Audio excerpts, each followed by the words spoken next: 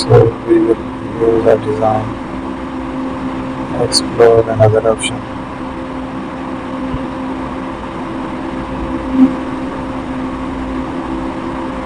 Use a distort sketch as well.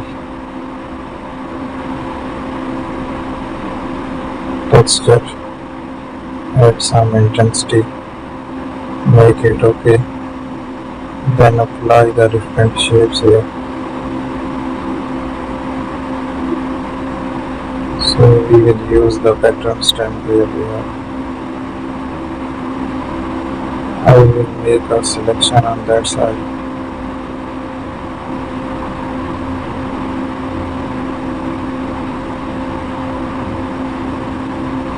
So there is a distort.